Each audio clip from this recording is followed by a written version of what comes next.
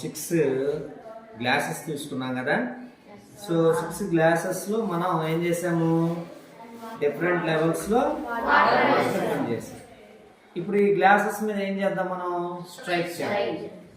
So మనం strike చేసినప్పుడు ఏమవుతుందో చూద్దాం, ఓకేనా?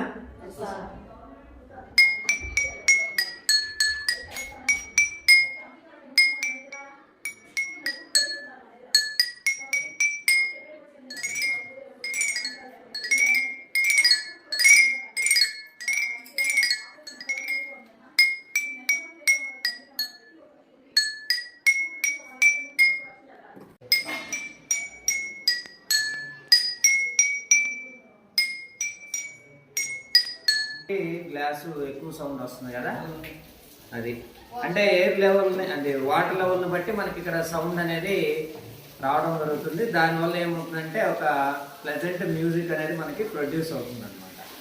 ఓకే, నెక్స్ట్ గర్ల్స్ ఫాస్ట్గా చేస్తే మనకి మ్యూజిక్ లాగా వస్తుంది.